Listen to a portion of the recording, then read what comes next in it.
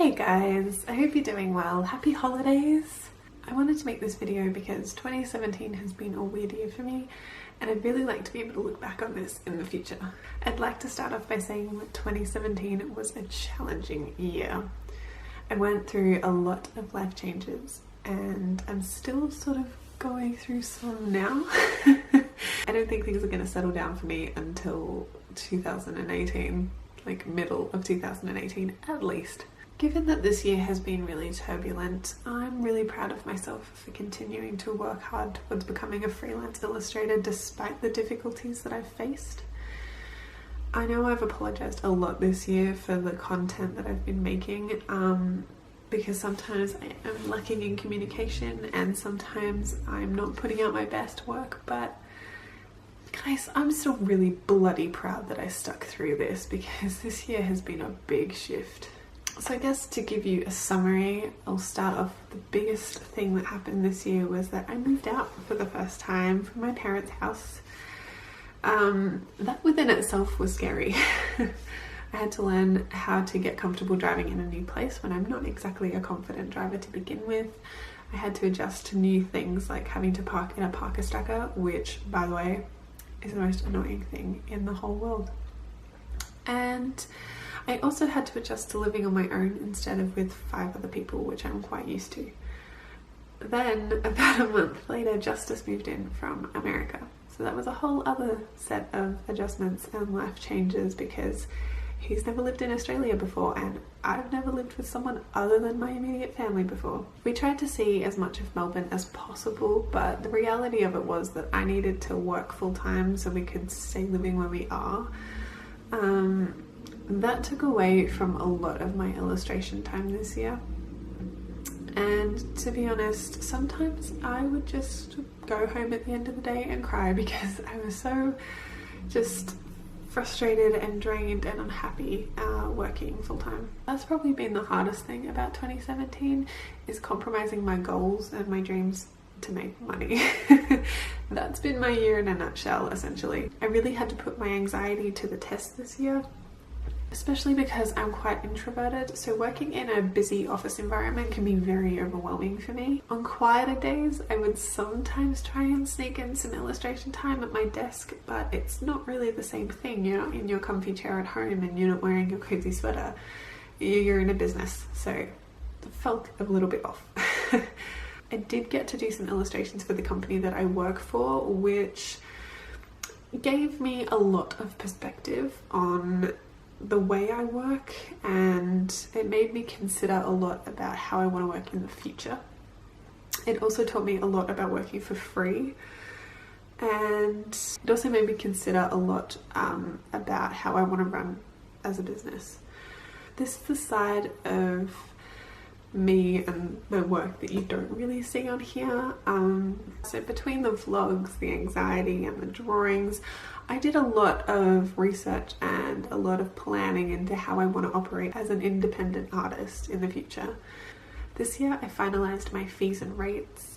I formalized contracts and licenses. I read a lot of legal books. I set up various income channels. I also set up various forms of passive income, and I actually started investing in my work for the future. These things may not sound like really groundbreaking things because it's just standard way of working when you become an illustrator, but when you're working 40 hours a week, it feels really good to be able to hand a contract to a client that you've managed to type up after your 40-hour week. Like it felt really good to be actually productive and capable outside of my day job. By the middle of the year, Justice and I were both working a lot, and in our spare time we were trying to squeeze in as much sightseeing and just traveling as possible, but to be honest, most of the time we would just end up at the laundromat on Sundays while I read about copyright law and he played Pokemon Go.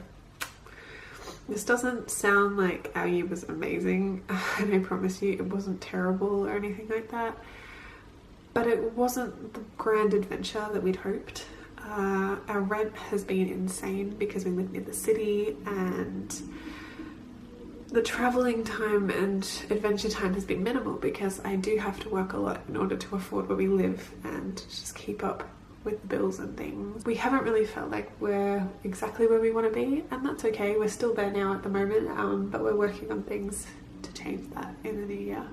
In saying all this, there were a lot of good things about 2017 as well. I guess you could say I technically did my first commissions for an actual business rather than as an intern, which I did in 2016. We made some friends, not just from Melbourne actually, but from Canada, France and Korea. We learned a lot about our cooking skills and how clumsy I am. We tested our relationship by building flat pack furniture and we came out strong.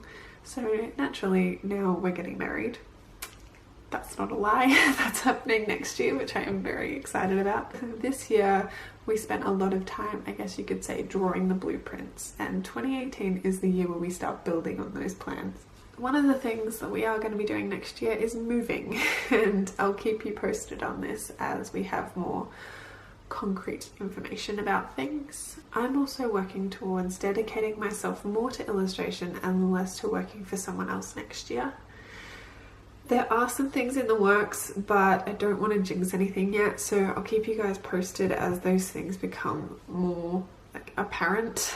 And I know I hate when I watch other people's vlogs and they say, oh, there's so many exciting, incredible things happening in 2018, and I just can't wait to share it with you. Like, that's really vague and annoying, but guys, this is big stuff. Really big. And no, I am not pregnant, nothing like that. Just a lot of big life-changing things are going to happen soon.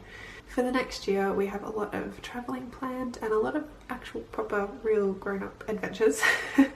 As much as I look back on 2017 and see things that I felt like I was failing at or annoyed about, I can't help but feel grateful that I went through this challenging period, because I feel like I can handle a lot more stuff now.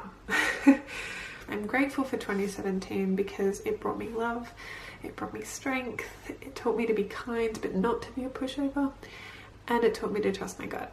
If I can share one piece of wisdom with you that I've learned after a year of juggling a full-time job in illustration, it's simply to keep buggering on, as Winston Churchill said. Even if you feel like your artwork is shit and that you'll never make an Etsy sale, or you've tried every single thing and nothing's working, keep going.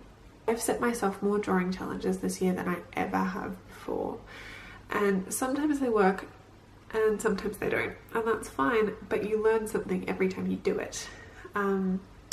I was constantly checking in with myself to see what made me anxious and what I could improve on in my work, what I could change in my work, and what I could learn from in my work.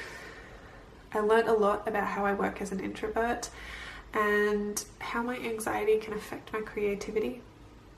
When I scroll through my videos or my Instagram feed and I see the work I've done, I see a lot of mistakes, but I also see a lot of exciting things. Sometimes you really have to make bad art in order to make good art, and I know that sounds like such a cliche and a load of garbage, but trust me, it is so much better than stopping altogether. The last thing I want to share with you guys is just sort of, I guess you could call them my 2018 illustration resolutions. I've got a list of things that I want to work on in the new year. Particularly with illustration, because I feel like you can always do more to improve your craft or learn from your mistakes or just become better at what you're doing. So the first one for me is to take your time with projects. Haste makes waste. Given that my time has been very limited this year, I've made a bad habit of rushing my work, and I want to really slow down the pace of making, even if it means that I just have to check like my colors before I paint, because I am really bad at color testing at the moment. I just completely forgot that that's a thing. Like, isn't that awful? Sketch in a book, sketch on printer paper, then trace on the good paper. I went on a journey of self-discovery this year with paper, guys, and I realized that I'm heavy-handed with a pencil and it kind of creates waste on my good mediums. So I want to be more careful with those because they're not cheap and I want to make good work. So it ties in with the haste makes waste. Make things that are fun for you and for people to experience. I tend to put myself in a little box of making things relatable and just what I think other people want rather than what I want to make, and it's not a good way to work, so I want to work on that. Finish what you start, guys. I cannot tell you how many projects I've started this year and gotten about halfway through even just the writing stage and gone, no, this is shit, and just, you know, completely stopped myself from working on it when it could have been something really good if I'd actually just stuck it out. Draw more from life and draw things that are hard frequently. I don't think I've challenged myself enough with my drawing, especially drawing in situ. I've gone out a few times this year to draw, but I haven't made a habit of it, and I want to change that, so fingers crossed that happens in the new year, because I'm going to try my bloody hardest to.